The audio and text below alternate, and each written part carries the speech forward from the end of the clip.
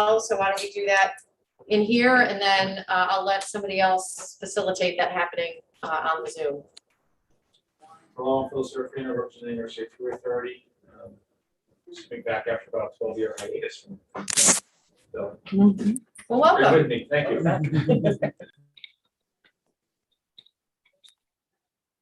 Representing Saratoga County at large. Andy Misowitz, Executive Director. Ted Barnes with DOT. Kathy Sheehan from the City of Albany. Carmen Brazil, CDTC. Phil Barrett, Town of Clifton Park. Linda Vonderhead, representing Rensselaer County County Executive Steve McLaughlin. Chris Bauer, CDTC staff. Greg Fisher, Region 1 DOT. Bob Rice, Region 1 DOT. And on Zoom, Do you want me to do it, Jen, or can you do it first? I can go through. We have George. Yeah, it's George Penn from County Executive Dan McCoy's office. Marcus Stiglio from CDRTC. Andrew Preshek from the City of Troy. Chris Wallen from the City of Schenectady. Fred Warner from Saratoga County. Caitlin O'Brien. Terry Ward, CDTC staff. Glenn Costa, CDTC staff. Joe Seaman Grace from City of Proposed. Jordan Solano Reed, CDTC staff. Mark from the town of Husak. I'm not sure what their last name is. Surdan. Surdan. Mark Surdan. Teresa LaSalle from CDTC staff. And Thomas Coleman, I believe, from the village of Colony. If I didn't get anybody. did we miss anyone? All right. Let's see, like, Do you recognize me? Thank you. We got you, Steve. the names jump around. Welcome, everyone. Our first order of business is to approve the meeting minutes from our June 3rd meeting. You all received them in advance. So I'd like to ask for a motion to approve the minutes. I'll make the motion. Second. All in favor? Aye. Any opposed? Carried. Great.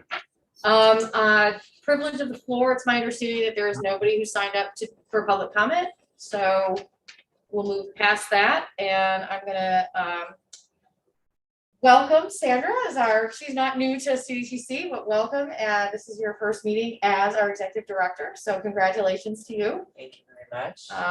And I will kick it over to you to talk about the 2022 to 2027 Transportation Improvement Program update. Great, thanks, Kathy. Again, welcome everyone. Thank you so much for being flexible with our new meeting format and dealing with wearing a mask while in here. So I appreciate your cooperation with that. For our Transportation Improvement Program, sorry, let me share my screen properly. Jen, can you verify that's being shared? Okay. So we do have a presentation today to kind of review what's coming up for over the next more or less year for CDTC, which is a major effort to update the Transportation Improvement Program. To start with, just as a reminder, what is the Transportation Improvement Program? This is our 5-year capital program of projects. Generally, it gets updated every 2 to 3 years. Lately, we've been on a 3-year update cycle. The TIP is really the key document to help us implement the New Vision's Regional Transportation Plan, New Vision's 2050. The New Vision's Plan guides our investment policies and principles that we use in the development of the Transportation Improvement Program.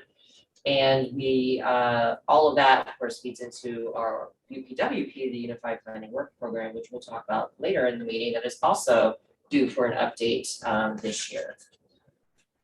So we have been working as a staff over the last 9 months basically since the beginning of January to update a number of transportation improvement program related materials. At our planning committee meeting that we just had in August, the planning committee approved a number of items that we're going to just give you the highlight reel on today. A lot of them were provided in your packet. We can take questions as we move along if you have any. And we're requesting today, after we go through the web-based application, some bridge evaluation procedure changes, how we're updating the merit score sheet, new tools that we'll be using for managing data, and some criteria that was developed to help guide categorization of projects as preservation or beyond preservation. But today we're requesting your approval of all of these tip materials and to authorize initiation of the tip update process, which will include a solicitation that we hope to issue in September for transportation projects. So with that, I'll start with just giving an overview of the changes we've made to the application itself.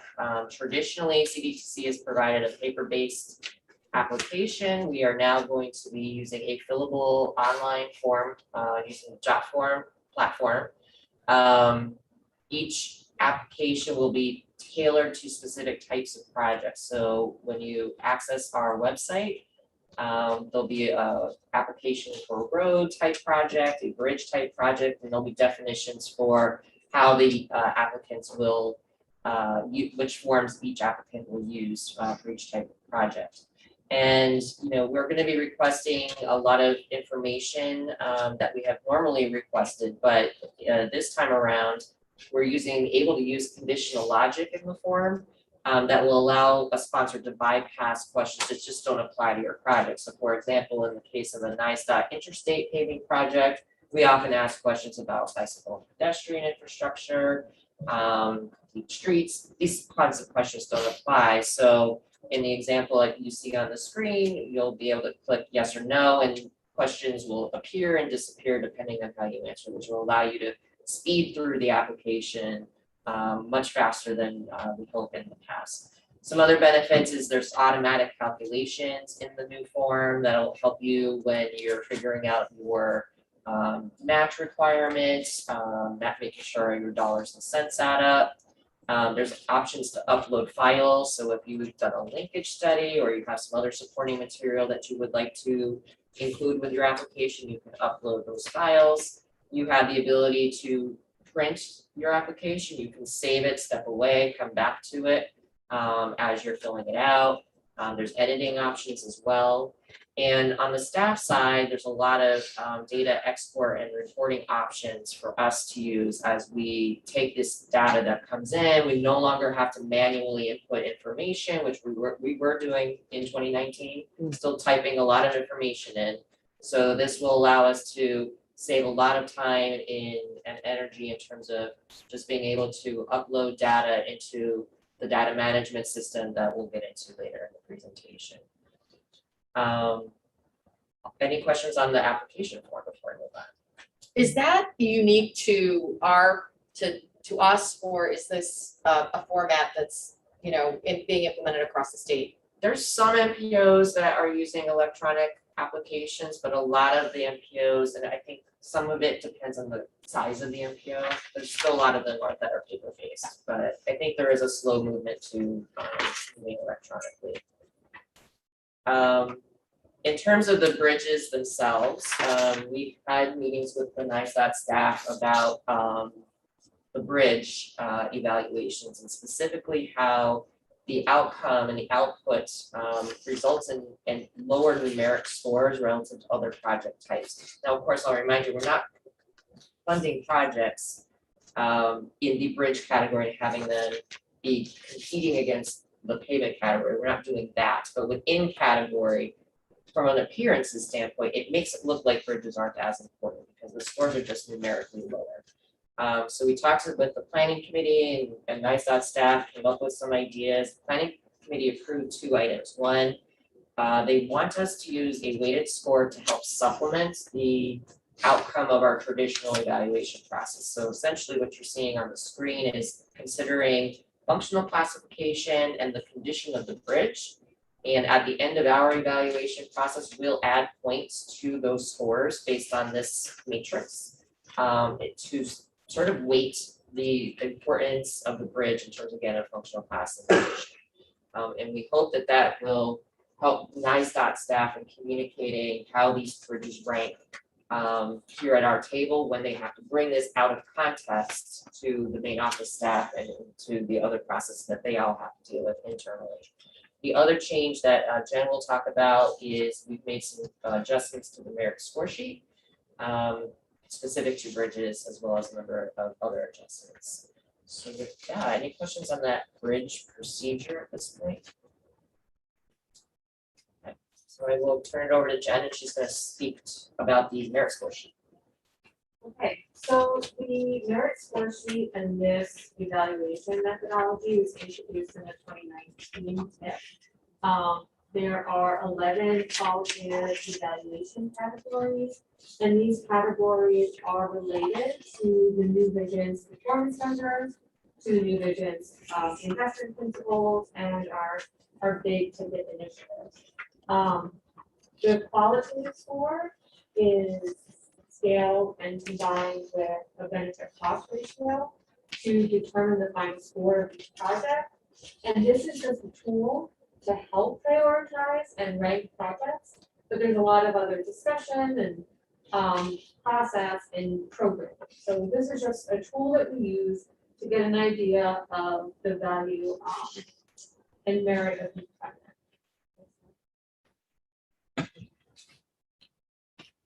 So, like I said, all of the evaluation, the categories are related to the long range plan New Visions.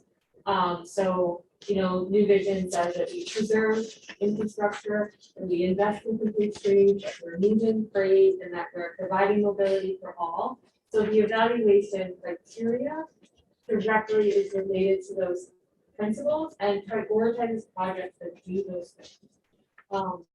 Also awards more points or prioritizes projects that help us implement and achieve those big ticket initiatives that are also listed in New Visions, and also is consistent with other regional goals and plans like the Regional Economic Development Council regional priorities.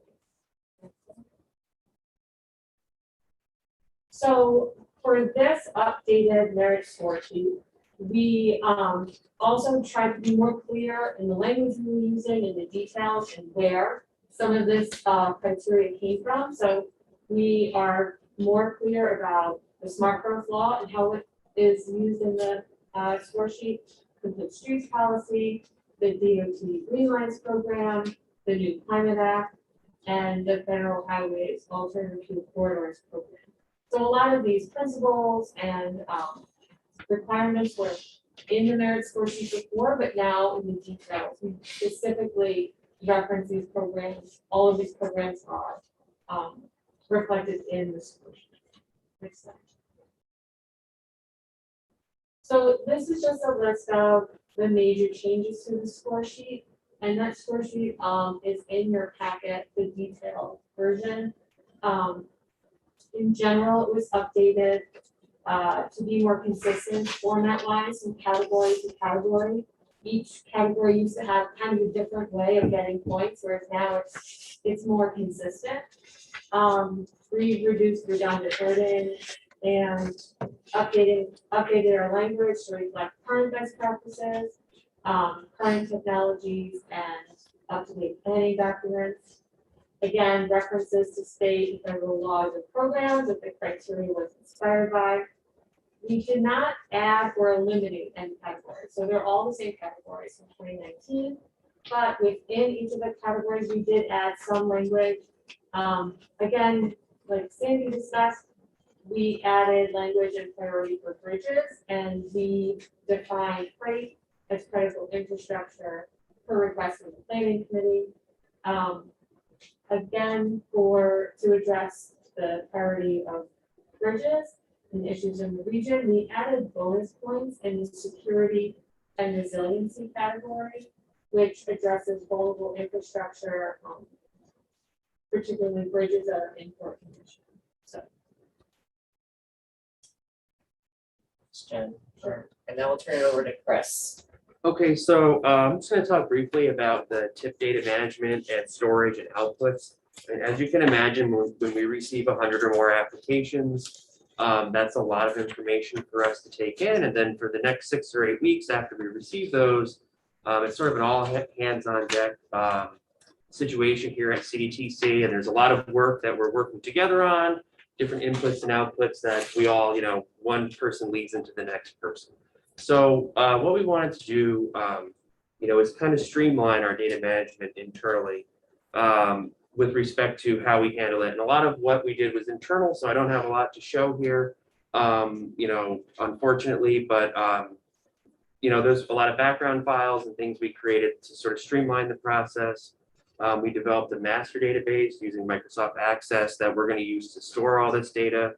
And really, the idea being that if one person makes a change in one place, it kind of cascades throughout all the different documents that we have. We also wanted to improve the process for producing outputs.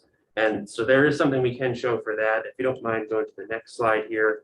So these are the things that we give to members, 2 different products, fact sheets and summary tables. These are the same, things that we gave last time. We've just kind of reformatted them a little bit. For the fact sheets, there's one for each candidate project. You can go to the next slide. There's just a couple examples here using data from our last CIP solicitation. This will be 1 page on the front, then on the back, you'll have all the merit score information on a table on there. You can go to the next slide. And you can go, and then the summary tables here. So there's summary tables. There'll be 1 summary table as in the past for each project type. So those 6 different application types that Sandy mentioned at the beginning, there'll be a summary table for each one of those. And the information provided, the columns, of course, will vary based on the project, obviously. You can go ahead to the next slide. And, pretty simple format. We're trying to make it a little easier to read, a lot of information on there, but this is what you all will see, kind of on the other end after we go through all our reviews. And I think that's it for me. Go to the next slide. Back to you. Before I jump into this, one of the goals that I have here in my new role is to modernize a lot of what we do. And so a lot of what you're seeing was a starting point. I think as we move forward into the future, we'll be able to adjust a lot of what you're seeing as we update things and have more time, given that we have a 3-year update cycle of the TIP. So we think this will be a good test bed to see how things work, and then we can continue to modernize and improve as we move along. So coming back to the presentation, the final thing that Planning Committee approved is guidance related to defining what is a preservation type project versus a beyond preservation type project. And these terms really, the origin come from the Department of Transportation. They have targets that are set for their own state-owned projects, state-managed projects, I should say, where they have to have a preservation first program. And so they monitor based off of how we categorize projects, how many are in the preservation category and how many are in the beyond preservation. So in your packet is a detailed guidance document that actually defines what we mean for each type of project.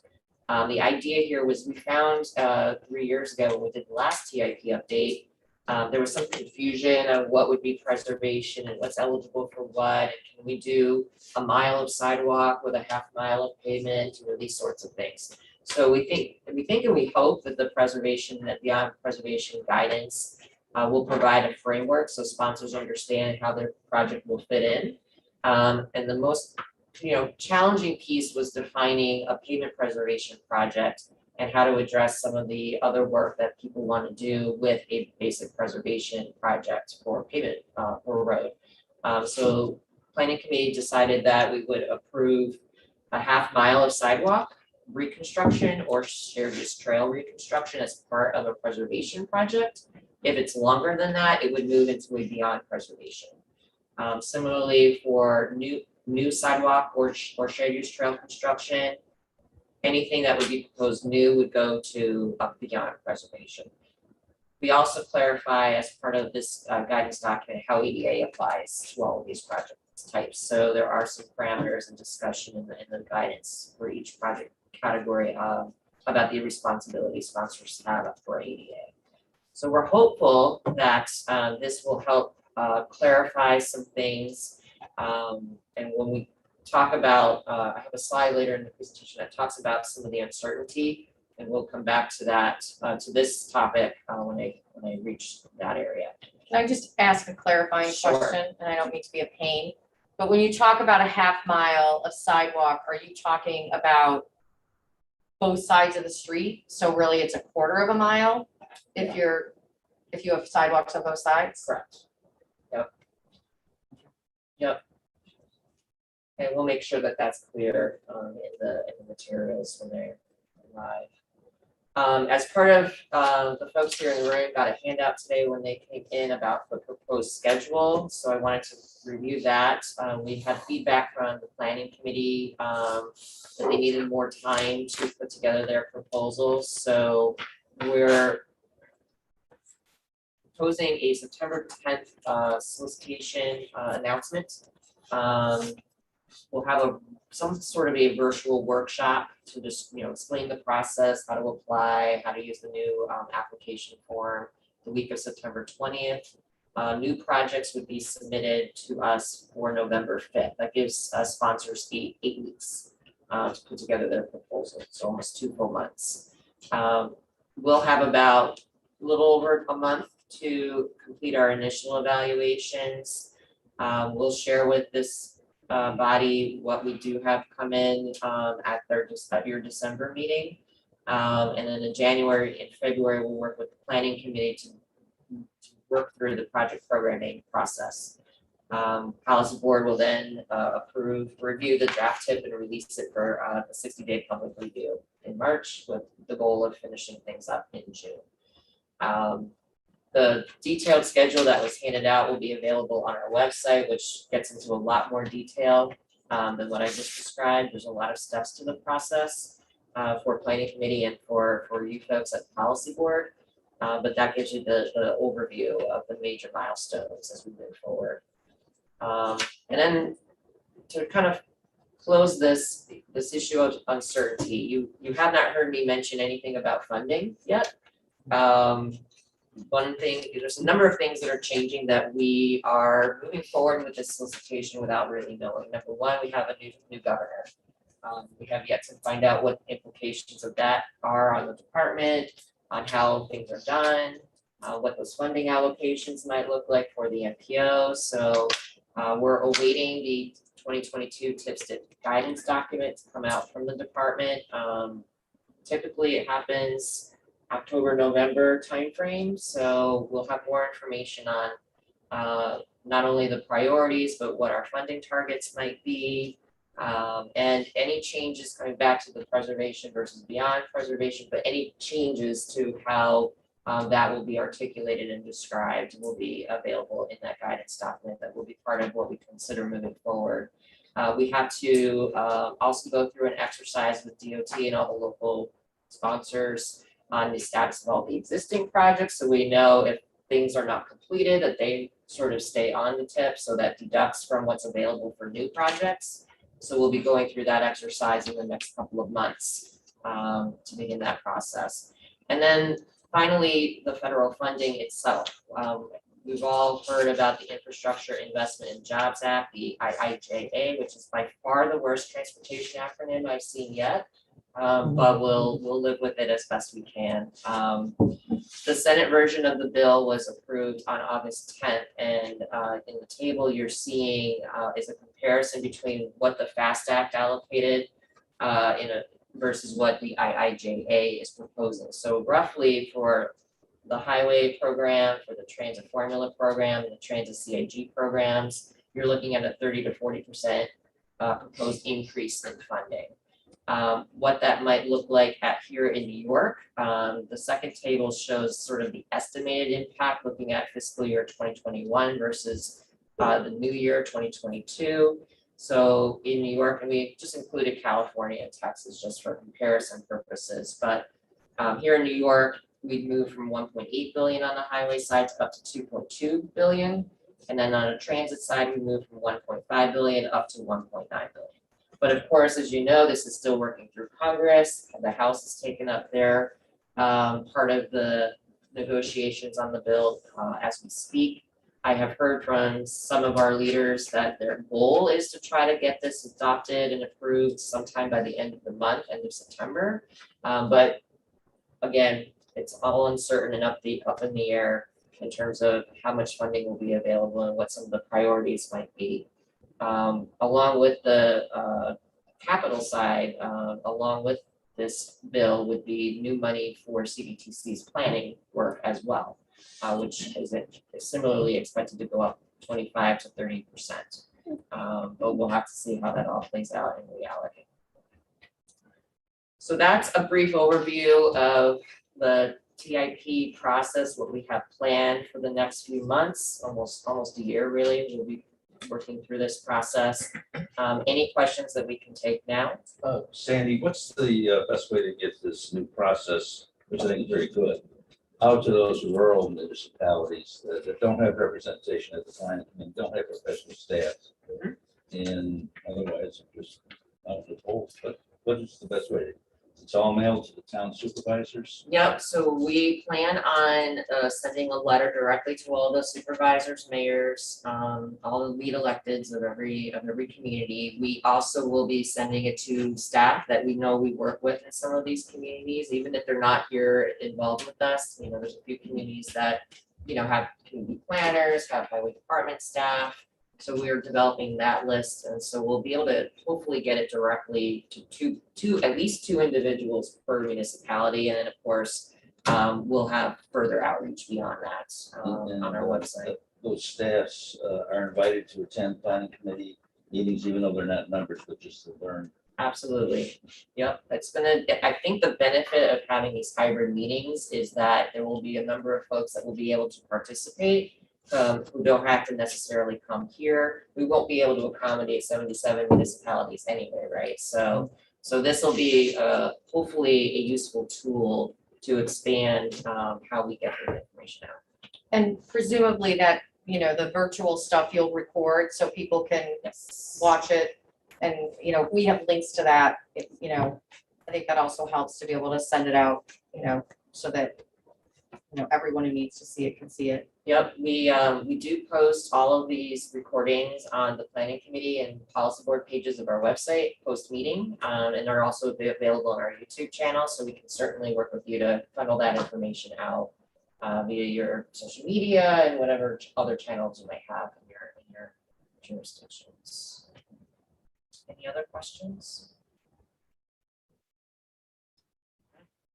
So we wanted to give you that overview before we asked for you to take action on the approval of the TIP materials and then the authorization for us to initiate the process, including issuing the solicitation for new projects. So there will be two different motions, I guess. So you want a motion on the change to the application and then another motion on the evaluation update? Okay. Can I have a motion on the TIP application? I'll make that motion. Second, is there a second? Any further discussion? All in favor, say aye. Aye. Any opposed? Okay, carried.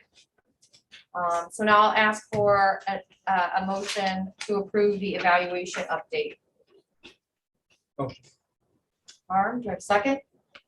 Second. Any further discussion?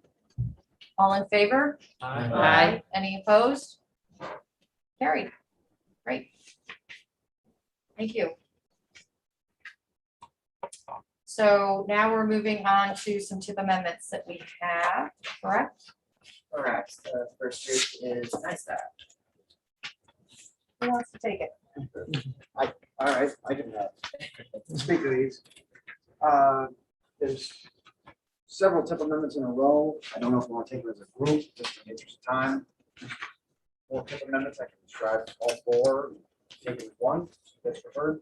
It's up to you. Planning committee that way, so, yeah. Okay. I'll try to run through the 4s. Concise, but descriptive as I can. The first, there's 2 safety projects First, all 4 projects were selected from a main office set of asset management teams to get after different target areas. The first order of the safety realm. Route 9 at 146 in Clifton Park is a long-known intersection of various issues, but there's a safety component here that this project is intended to get after, where we put a $7 million project forward for funding, and we did so not knowing exactly what the alternative would be that we eventually build to remedy the issues out there. But we wanted to make sure that we had enough funding for whatever option we arrive at for the best solutions here to mitigate crashes. You know, the primary driver of accidents is the slip lanes, the little right turn slip ramps. Those are problematic, but there's other issues there too. So that's the first project. The second safety project is Route 29 at Rollins Street, which is on the city line of Saratoga with the town of Milton. There's a pattern of accidents there that I'm pretty sure will get remedied by the installation of a turn lane and a signal modification, things of that nature. It's sort of a tricky area, so it's about a $1.3 million project to remedy that situation. Third project is really specific to the interstate, I-890. It's about a $28 million project to rehabilitate the last, I guess, severe distress section of interstate in Region 1. The far end of I-890, which if anyone drives it knows it's very old concrete issues that are pretty obvious. wow. So Yeah. this will be a pavement major rehab project to bring that up to current good condition. Progressing for letting for construction next season. Started with state funds and hopes of getting funding. So we were successful. And the last one is our state payment set aside. Main office is giving Region 1 $25 million to supplement our programs to get after more state highways to keep preventive maintenance, keep things in a state of good repair.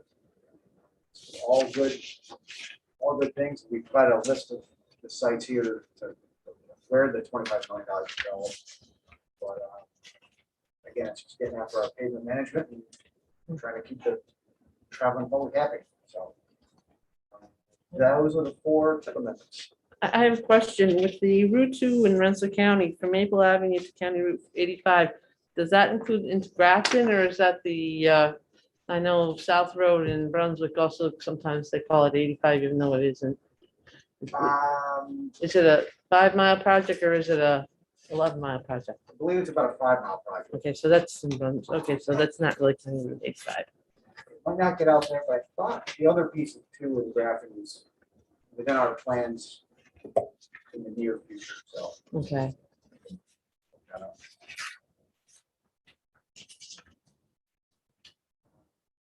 Any questions? Any other questions on them?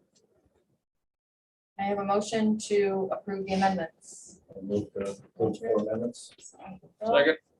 Any further discussion? All in favor, say aye. Aye. Any opposed? All right. Now it's Carm's turn. Yeah, I didn't bring any staff who knows more about these projects than I do, so I'll limp my way through. The first 2 are actually one and the same. It's a reprogramming of funds from the Blue Line project that we just completed. It's now operational. Between Troy, Waterford, down through Waterfleet, Manans at Albany. It's our second BRT line. Essentially, money was left over, and we got permission from the FTA to flex money to new projects. And these 2, the phases and the 2 amendments will allow us to do that. It also acknowledges publicly, unfortunately, our failure to make any ground with the Uncle Sam parking garage. There originally was a proposal to turn that into I'm trying not to use intermodal center any longer, a transit center on the base level, and then to rehabilitate the garage. I think if you follow the press clippings, you know that that project in and of itself is not moving along very well. It's a city of Troy issue. But we're moving that project, use the money, reprogram it into the corridor. This will allow us to do that. We have the FDA permission. We don't need the MPO endorsement. So this is a little bit of a unique series of amendments that need to be taken one at a time. Okay, all right. So we're gonna do phase one So first. the first one adds the funding that was drawn down from the old tip, meaning the 2016 tip, into the current tip for 2019. So that would be the first action that we need. I'll move it. Second, I'll second. all in favor? Aye. Any opposed? All right, And then the second action puts the money that we just put back into the 2019 TIF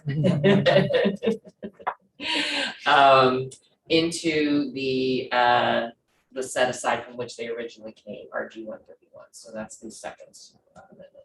We're putting it back so that we can draw it back out again Correct. at another time. Correct. Yep. Move that. I'll move that one. all right. All in favor? Aye. Any opposed? Carried. Okay. The third amendment. Third one's a little different, right? The third one is the long-established red line between Albany and Schenectady. That service has been operational since 2011. It's basically at its midpoint in its life, especially the vehicles and the stations. So we're rehabilitating the corridor essentially. We're buying new, we're replacing, we're changing, we're adding articulated buses to that sub-fleet. And this money comes from the set aside, yes. Yes. And we'll reprogram that money to do that. So all that money we just added to RG 131 is Right. just being drawn down to accomplish this project. So that would be the next amendment. We have a motion, Big motion. all right, second, I'll second. Bill, all in favor? Aye. Any opposed?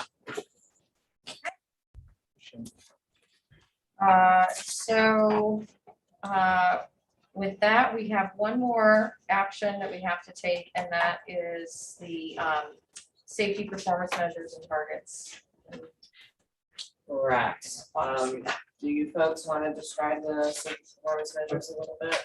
I mean, just briefly, has been brought to the committee in the past. Federal requirements for safety improvement standards. They're both in terms of fatalities and personal injury accidents and such. So what NISDOT has done is created a reasonable but conservative sort of guideline or criteria that could be reached. And the MPO is free to do their own and come together with their own target numbers, but these are put out as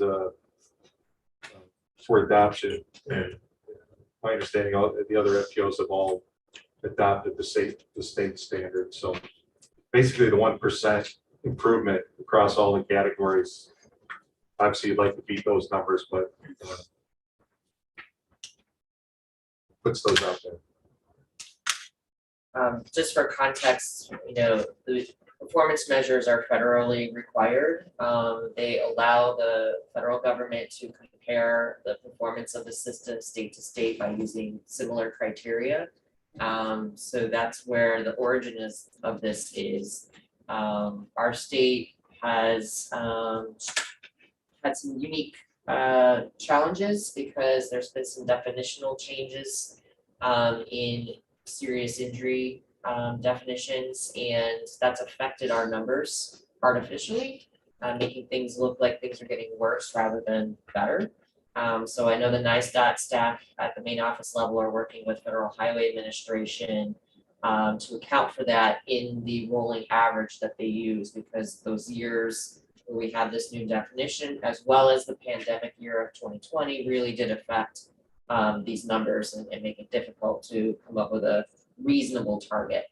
So hence why you see a very conservative target for next year. So with that, we do have a resolution. This becomes part of our new visions plan.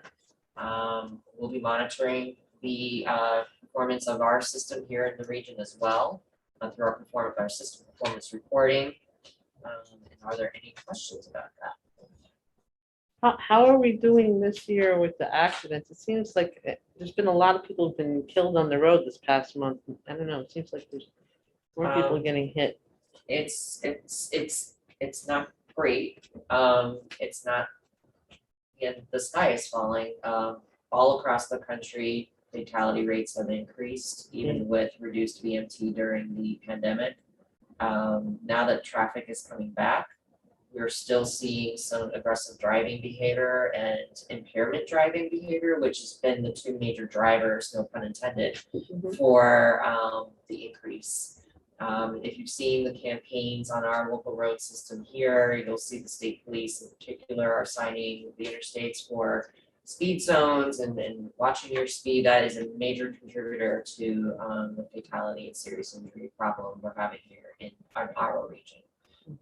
But we're looking to, certainly partner with everyone to continue to get those messages out. And law enforcement, I know, is also working on things as well. So any other questions? We just need to have a motion to accept the state targets. Motion. A second? Any further discussion? All in favor? Aye. Any opposed? Okay.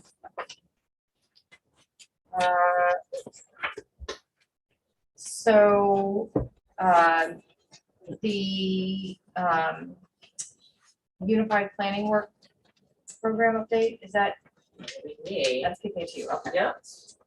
Thanks, Kathy. So, let's share my screen yet again. Those of you here in the room got a handout when you came in today with a proposal that we wanted to discuss with this group. As you guys know, I only took over this job. This is actually officially 4 weeks to the day.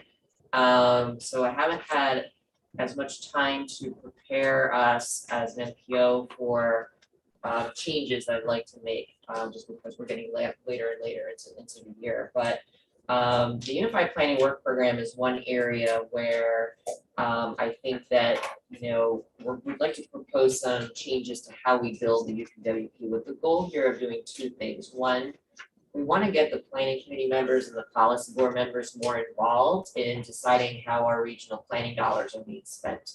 And I think that's an opportunity for this body as well as the planning committee to weigh in and participate in the build of the work program, which you really haven't had the chance to in a concrete way in the past. In the past, we have built the UPWP as a staff, provide a draft to you, and you generally approve it without too many questions or comments, and we move forward. But this time in this build, I'd like it to be a more collaborative effort. And what we also, as we talked about in the TIP presentation, there's a lot of uncertainty right now with our funding. Our staffing needs to be changed because we still have to fill my position. We have another possible need for another staff person down the road. So some of the changes we're proposing, number one is moving to a 1-year UPWP versus a 2-year work program. We have that flexibility as an NPO. It's the choice of the NPO to do a 1-year versus a 2-year. The advantage of moving to a 1-year now is it'll increase our flexibility and our responsiveness to you folks as our members, as well as all local governments in the region, when planning assistance is needed and when priorities change. Doing the 2-year UPWP, sometimes we miss things, and we usually have to do a amendment at the end of year 1 anyway. So this would allow us to be prepared for whatever happens down the road with the federal legislation that's being considered, with our staffing changes and what have you. The other change that we'd like to propose as staff is a solicitation for planning projects. Now, we normally solicit for the linkage planning program. We normally solicit for various program areas like trails planning, freight planning, ADA work, smart communities, all these things. And what ends up happening is over the course of a year, the staff and you folks get 4 or 5 different solicitations for 4 or 5 different things. And it's all kind of done piecemeal rather than doing it all at once. So what many MPOs do around the state and around the country is they do a call for projects. What we would do in the dollars and cents we would need to still work out, because it's partly tied to the allocation we'll receive from the State Department of Transportation. But we would reserve a portion of the allocation to take our linkage program solicitation and fold it into a regional call for planning project. So we would send this to all of our member agencies, all of our local governments, for the opportunity to propose anything that they would like that's consistent with the New Vision's regional transportation plan, that's consistent with our local road safety action plan, or other regional plans like the freight plan, the capital trails plan. That in combination with some guidance from staff here of what the basic framework of the UPWP build could be. There are obviously federal requirements that we have to account for in this, but we feel like it would give us a better understanding of what's going on at the local level that we may not be seeing here with the communities we engage with, because as Tom noted earlier, there's communities that aren't present at this table that might have a need for some assistance or have a particular issue that they're grappling with that they've not been able to access here before. So at the very least, it'll bring it to our attention. We can work through a process with you and the planning committee to build the UPWP more collaboratively once that available funding is known. And on the second page of the handout that we provided you folks today, bring it up on the screen as well, would be a proposed schedule for this. So with your approval of this concept, what we would do is our staff would work to build a solicitation, provide it to the planning committee for their review and approval at their October meeting. We would get typically the guidance from NISDOT for building our UPWP and the planning fund allocations right around mid-November. We'd have a submission deadline for these ideas on November 15th. We would have a cap of the request. You can't request $500,000 efforts, but maybe it's 150, maybe it's 200,000. I propose 200,000 in this document just as a cap to start with. At the December 5th policy board meeting, so the next meeting of this body, we would at that point have the proposals to share with you in terms of what has come in. We would also be working with staff, and I skipped the deadline, with submission deadline would be November 15th, which would be after the TIP submission deadline. And then we would work from that point forward, building the UPWP as we normally do, bringing the full draft to the planning committee in February, bringing it back to this body in March, and then releasing it for a public 30-day public review at that time. But the goal really is to get more information from local governments in terms of what some of the planning needs are. Again, making sure that how we develop the solicitation is consistent with our regional policies and our regional transportation plan. But it would also help to get you folks more involved in the development and allocation of those funds as we move forward. And again, moving to a 1 year will just allow us to be a lot more flexible than we have been in the past. So that's the proposal I wanted to offer today. Any questions about it?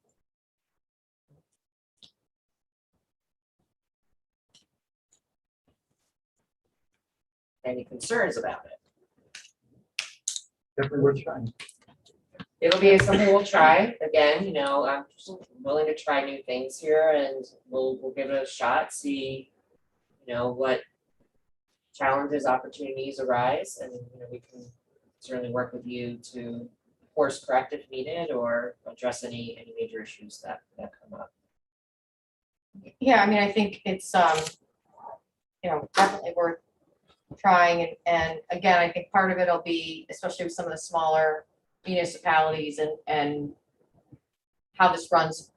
I know it's not exactly the same deadlines as with the TIP, but, you know, just from a timing standpoint, you know, I think we may look for feedback to see whether shifting forward or backwards a little might help, but again, the tip year is what kind The tip deadline Yeah. is November 5th. of, right, And, unfortunately, we're doing two, the tip process, again, we only do every 3 right, years. that's what I This- mean, This we only do every 1 year, Right. so right, I'm just saying this year is the first year, they happen. we to- might, yeah, we might get some crumbling, is all I'm saying. Yep, I'm willing to try it and see what happens. And if, we're not successful, we can learn from it and try again next year with something different. Great. So with that, I would need your approval for the proposal and moving forward, so. Okay. Second. All in favor? Aye. Any opposed? Okay, Thank you. so now we're on the status of planning activities. We'll start, did you have anything else from CDTC? Sure, so again, we're going through a reorganization here. We are looking to hire another staff member later this fall, probably early winter. There's a number of planning initiatives going on here using consultant work. We have obviously these two big topics, the TIP update and the UWP build on our plate. We're doing a lot of internal updating and modernization as well. Looking to update our computer systems, looking to update the materials we send out to you folks. So expect to hear from me in the next, month or two. I'd like to get feedback from you folks on how we can make these meetings more interesting, better, more effective for your work. I'm open to any and all ideas and I'll stop there. Do we have Mark virtually? I'm on here, Craig Warner. Great, First of all, congratulations, Sandra. Thank you. Great choice. CDRPC has made available the 2020 census population and housing data for counties, cities, towns, and the villages of the 4 county regions. The data includes changes from 2010 number. The data is available on our website under data.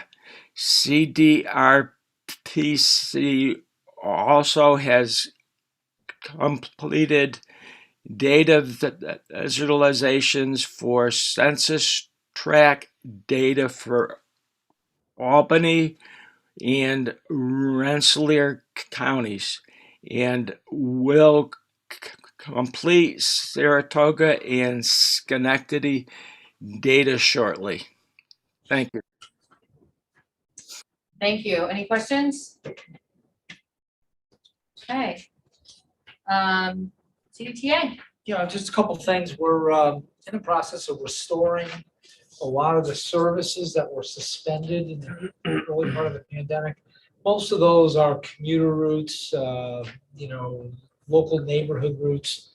But some of them line up with new business initiatives. We now operate the state worker transportation services from the remote lots. Some of you are familiar with, so we've restored some of those and added new services there. But we'll probably be back to, by the end of this month, 95%. There's still some service that's suspended, but we're pretty much there. Now we're hoping that the ridership comes back. Reasons for optimism, all the college students are back, and they seem to be, for the most part, re-engaged, not held hostage on campus, so to speak. Well, yeah. well, I might want them to be held hostage. As I said, Seem to be sorry. pretty well engaged. Sorry, man. Of course, no one who takes the bus. That wasn't a bus. No one who, exactly, no Lot one of who takes the bus engaging. will cause any problem. And we're increasing our relationship with the Albany City School District, increasing our relationship with the Troy City School District, and embarking on a new relationship with the Schenectady School District. So you can kind of see what's happening as everybody sort of fights and battles for employees. Essentially, we're bringing everybody under our umbrella and trying to increase our revenue and ridership that way. So in addition, lots of construction activities going on. We've got a $10 million addition on our Albany garage. We're finishing up a $5 or $6 million addition in Troy. So all good things, and we continue to move forward. And if you haven't ridden a scooter, There was one of our first guinea pigs, I guess. Her first ride, I can tell you, was white knuckle. yeah. She got right back on after she told me, I don't think so. Got right back on for a second one and gave it a thumbs up. So we're piloting, we have about 85 scooters, mostly pop-up events throughout, the region, trying to just get people used to seeing them, used to riding them. And next year, we're planning for full rollout. They are dock and dockless. So the dockless is really the issue. How do you manage that, control that, so that scooters don't get thrown in front of a business, or nice restaurants got 2 scooters thrown in front of the front door. That's what we don't want. We want to manage this, but pretty exciting and different way to travel. And as the mayor said, if she and I can do it, pretty much anybody. Right? Yeah. We did beat the police chief. I think, right? Yes, we did. Yeah. Okay, any questions for? Service updates, is there gonna be a list of those service updates? Yeah, we're doing an elected official update on that. Our normal, you'll get a letter with everything that's been updated. I know there was a few that were cut, and that's sort of that had to do with our seniors and our housing, but. Yeah, we've got that also a didn't special effort to get that housing complex back connected. Thank you. Carm, on the scooters, I've seen them in Florida. It's all nice. They're always like parked somewhere they're supposed to be. But we were in Richmond last week for an event, and they were literally just like you said. There'd be 2 in the middle of an esplanade, 3 in front of a restaurant, 2 somewhere else. How do you manage that? It's a combination of technology and people. So these all have really smart GPS systems, so you know where everyone is. And when we introduced bikes 5 years ago, there was a big concern about, well, people are going to steal the bikes. Well, you really can't steal the bike because we know where the bike is. Well, you can steal it. We're going to find it. So same thing with the scooters, and then the people power is there's a crews that literally go out every morning and gather things up. Also, it's going to require a good deal of education and training. Can we stop it? No, but can we manage it? We think so.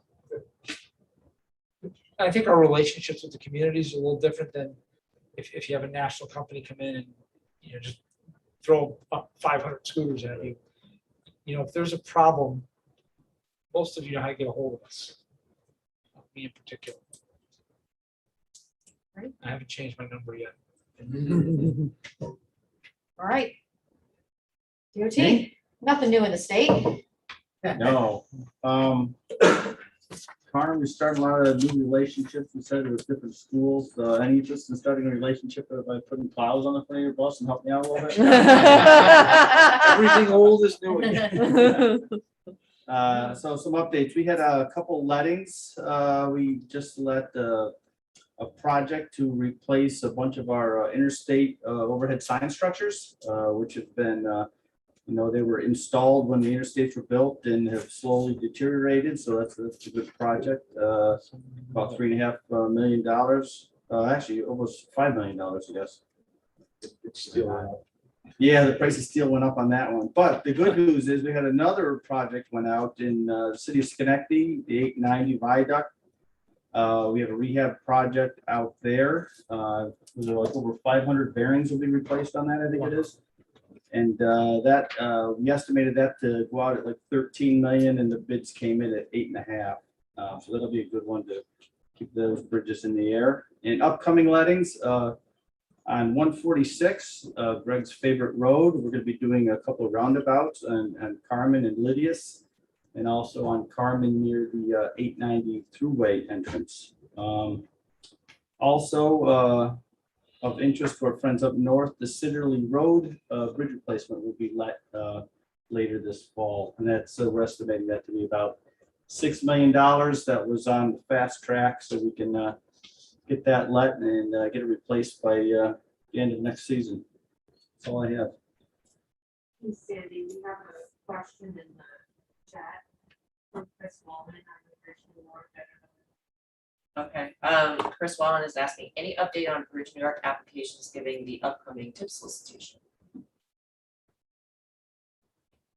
Unfortunately, there's not. The review teams have them now, but so I think staff traditionally has suggested applying for tip funds. There is a question in the application for both bridges for whether or not you submitted for Bridge New York funding. We also have for the more bicycle and pedestrian oriented projects, whether, and some of the, in the transit as well, whether or not you submitted for the TAP CMAP program, which is another one that's out there. So we'll know when your application comes in if you've also submitted for that. Great. Thruway Authority. Thank you. What's your question? When's this roundabout through is going to be taking place? They will be constructing that next year? Next year, yeah. Yeah. We actually ended up deferring it in part because of the old state road bridge replacement that closed. Yep. So that'll be the detour when the weekend closures. Part of the reason we defer it, there's other issues too. Okay, just trying to wrap my head around that for entries back into the system. So, for the throughway, I'm sure you've all been very well aware of all electronic tolling. The nightmares it's created probably for everybody that drives the throughway, or getting in and out of the place. That should be wrapping up at the end of this year, thankfully. The other things we got going on right now is paying attention to, we're now in this project of replacing 27 toll plazas or traffic plazas up and down the system. That's just started, so there'll be the one closest to us here is Baltimore is closed. There's no service there right now. It's the first one in this area that's going to be reconstructed, and then eventually additional 12 or 16 that are going to happen in the rest of the rehab. So other than that, just to share is we're looking at doing changing up some of our BMS signs. They're old and looking at replacements. We are going to pilot, believe this or not, a colored BMS sign, two in Albany division, one at 151 eastbound, and one at 139 northbound. Catching commuters coming into the Albany area just to kind of see how people's state are versus the amber color. We came with the color signs and see how it goes. We're testing 5 down in New York division and 2 here in Albany. We'll look for feedback at some point. How long is the plaza replacement going to take? I would say 2 years. Yeah, It's not pretty- particularly popular. I drove from Albany to Ohio and lots of complaints from Yes, people. we've been hearing Yeah. many complaints. First on the AET to begin with, and all the disruptions was causing for the traveling public, and then of course now that we're showing them services. It's a bit unfortunate. It shaved a few minutes off of the trip to not have to Stop. stop at the toll plaza, going through Buffalo, even though we have Easy Pass. So even, Look at the bright side. so that I am trying to give you some bright side feedback, Look at not the trying to bright be side, 'cause just there's only all said negative. and done, it would be, Yeah. a very welcoming, certainly with additional parking.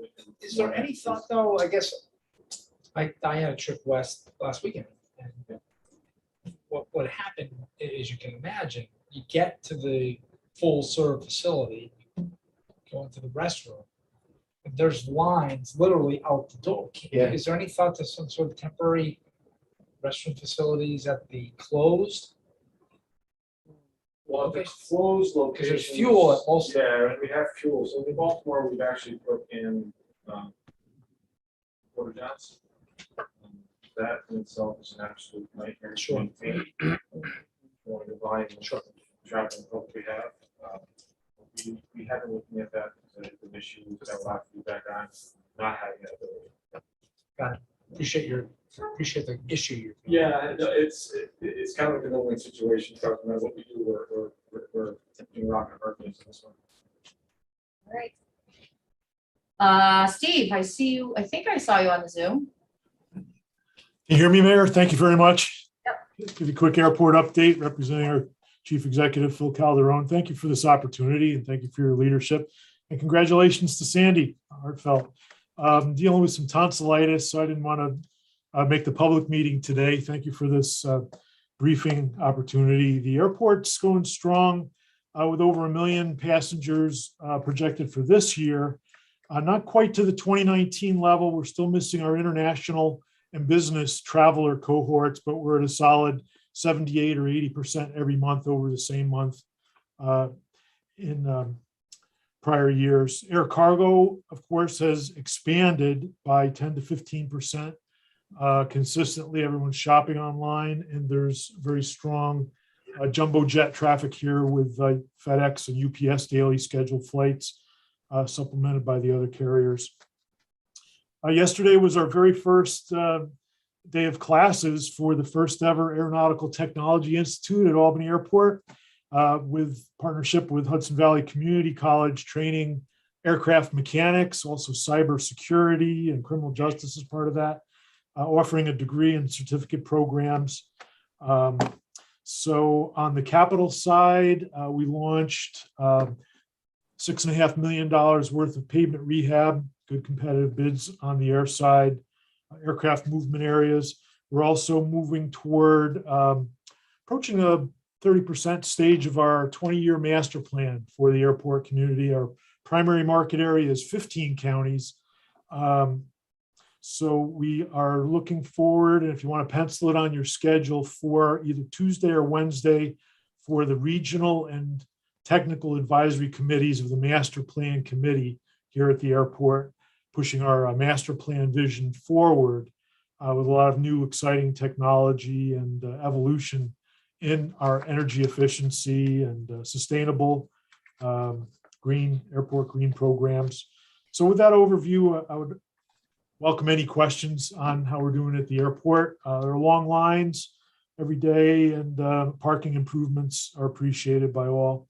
So that's our update. Thank you. Any questions? I was out there for the first time at night with the new parking garage. The lighting on the outside is sharp. Looks good. Thank you, State DOT, a part of the state terminal and garage improvement program. Thank you. All right, Patrick, nothing going on with the port either. Nothing going on there, Mayor. Actually, a quick, I don't know if it's a plug or not. We just posted last week what we're calling a senior project manager that I might send to Latanya. I'm not sure if we're allowed to do that to get a bigger. We are looking for someone that's going to manage the project I've been talking about the last 2 years. So $350 million, wharf, bridge, infrastructure, buildings. I don't know anybody that knows how to do all that can manage something of that size. So that just went out last week, and everybody on staff has been tasked with pushing that to everybody we know to try to get the best person that's going to be on our staff for a 3-year contract position. We expect this project to start at the end of this year and hopefully wrap up early winter 2024. If it doesn't, we have a problem. Let's see. So last Friday was apparently all the electeds come to the port day. It was a fun day for us. The mayor came Friday morning with former DEC Commissioner Bill Martens and the Alliance for Clean Energy New York. Always a pleasure to have you right in the terminal, Mayor, showing off what we have.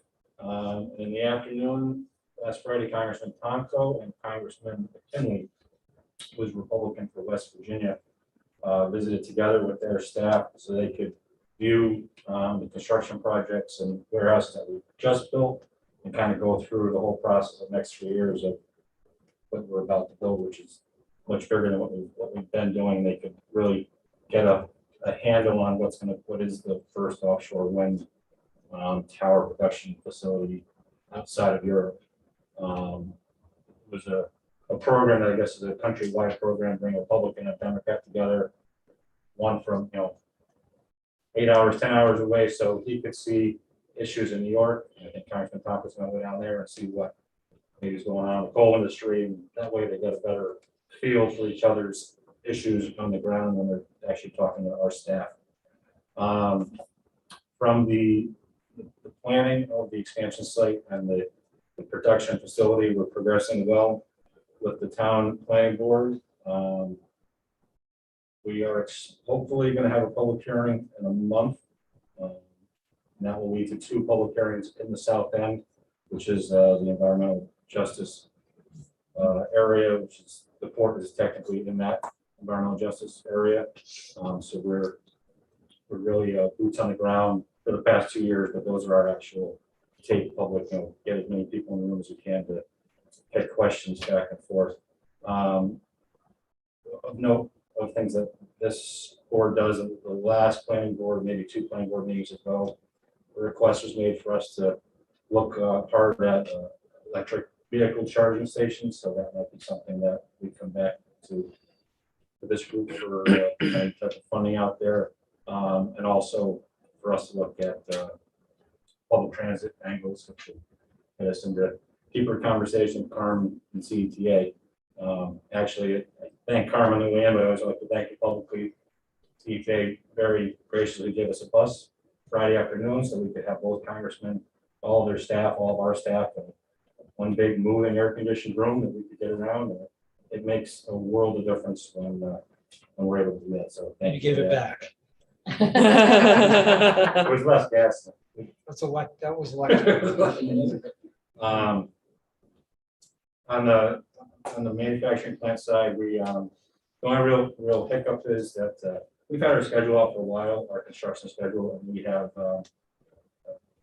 at least right now a significant worry that we're hoping to lessen. We've got 1 or 2 state agencies and a federal agency that don't seem to be on our schedule, and it's a big concern right now. Might be reaching out to certain people to aid in that, to the point where we're ready to push the project off if they don't get on board very soon. So otherwise, with that hiccup, we're all, we're moving forward as fast as we can so we can hopefully start clearing this winter. Get it up and running. So that's it. Thank you. Have you been reaching out with, I know they're doing some training already for future workers for that. Are you reaching out for the south end, the residents over there? Yeah, that's a daily, if not weekly. Issues the wrong words for it, but the mayor and her workforce on the team are one of the pillars of that, and we assist where we can, along with the local trade unions, Hudson Valley Community College, BOCES. It's kind of all hands on deck approach. Yep. And working through where to find a location, where to fund locations so that we can get welders primarily ready to go, but also men and women that aren't afraid to climb 600 feet in the air when these things are done. So. All right. The linkage and planning activities, there's a update and close. Was there anything you wanted to highlight on that? Just briefly, yes, so the table in your packet gives you an overview. As I said earlier, we have a number of consultant-led initiatives going on here. One I did want to point out is the bus lane feasibility study. We're really starting to get into that one right now. I anticipate, based off what our most recent meeting with the consultants, to start some public engagement early October timeframe. We plan on having what we're calling a leadership team, which will be comprised of Mayor Sheehan, Carm, Mayor Troy, Mayor of Schenectady, as well as myself and Executive Director of CDRPC to sort of talk about the bigger picture and get buy-in on the concepts of bus lanes and explain what they are so that as we move through this process, we can make more progress, perhaps than we have in the past with new opportunities, new information, and a new culture, really. So that's one. Our technical assistance program remains open for applications. Those are small scale, community driven planning initiatives that might be anything from I'd like to have some data analysis on a topic to, we're thinking about this area for maybe a trail connection, but we're really not sure. Can you help us identify opportunities? So there's a wide range of things that can be done in the technical assistance program. That solicitation remains open through the end of the calendar year in December. And that's the main things I'd like to highlight today on the planning initiatives.